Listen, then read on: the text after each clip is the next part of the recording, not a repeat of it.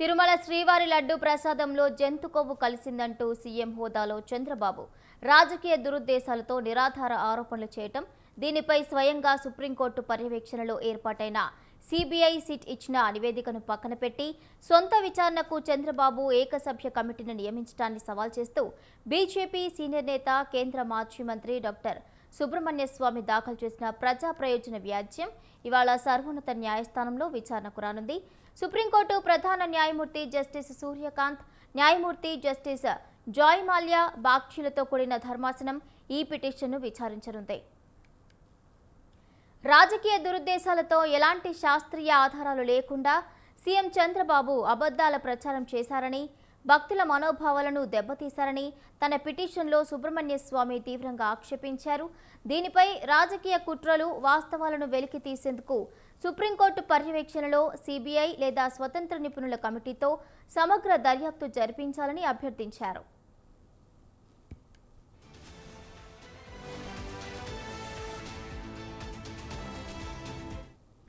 ఇక లడ్డూ ప్రసాదం విషయంలో నిగ్గు తేల్చేందుకు స్వయంగా సుప్రీంకోర్టు ఇప్పటికే జోక్యం చేసుకుంది.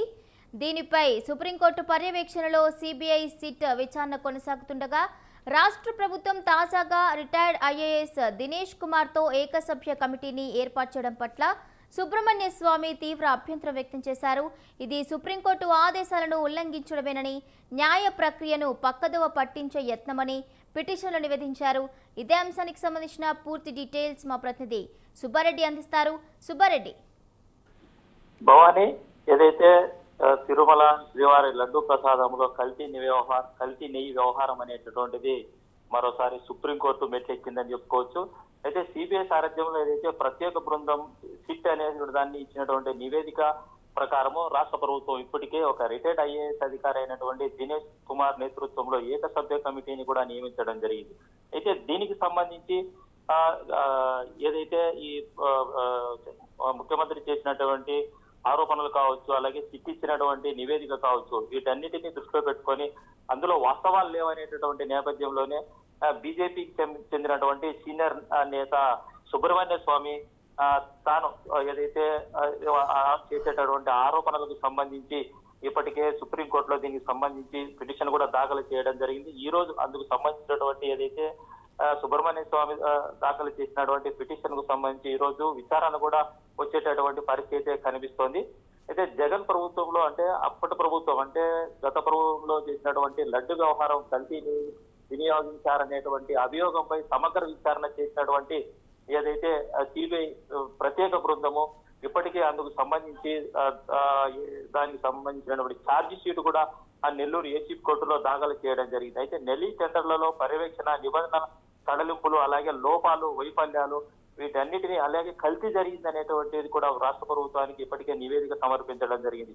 అయితే ఈ నివేదికలో వాస్తవాలు అనేటువంటివి లేవనేటువంటి కోణంలోనే ఈ బీజేపీ సీనియర్ నేత సుబ్రహ్మణ్య స్వామి ఏకసభ్య సమితి నియమించినటువంటి నేపథ్యంలోనే ఈయన కూడా సుప్రీంకోర్టులో అందుకు సంబంధించినటువంటి పిటిషన్ కూడా దాఖలు చేయడం జరిగింది. దీనికి సంబంధించి ఈ రోజు ఏదైతే సుబ్రహ్మణ్య స్వామి దాఖలు చేసినటువంటి పిటిషన్ కు సంబంధించి ప్రతివాదులలో ఉన్నటువంటి ఇందులో ప్రతివాదులు కూడా కేంద్ర రాష్ట్ర ప్రభుత్వాలను కూడా, అలాగే ముఖ్యమంత్రి కూడా, అలాగే సిట్టు సిబిఐ టీటీడీలను కూడా చేర్చడం జరిగింది. దీనికి సంబంధించి ఈ రోజు ఈ వ్యాజ్యం ఏదైతే ఈయన దాఖలు చేశాడో వ్యాజ్యము ప్రధాన న్యాయమూర్తి ఎవరైతే ఉన్నారో సూర్యకాంత్, అలాగే జోయమూల్య బాబ్జీతో కూడినటువంటి ధర్మాసనం ఎదుట ఈ రోజు విచారణకు రానుంది. అయితే ఏదేమైనా కూడా ఓవరాల్ గా చూసినట్లయితే ఇప్పటికే ఈ లడ్డు వ్యవహారం, కల్తీకి సంబంధించినటువంటి లడ్డు వ్యవహారము అటు కేంద్ర రాష్ట్ర ప్రభుత్వాలకు ఒక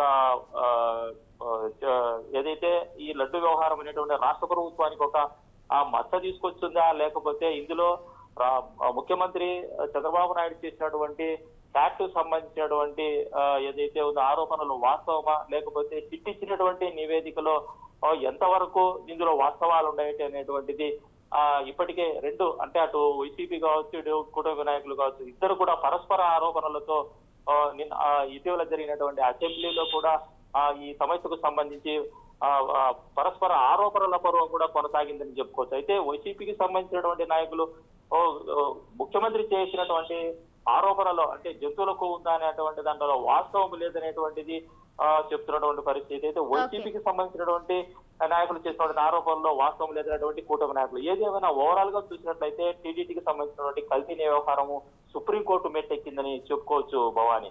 right, thank you Subbareddy, thank you for the updates.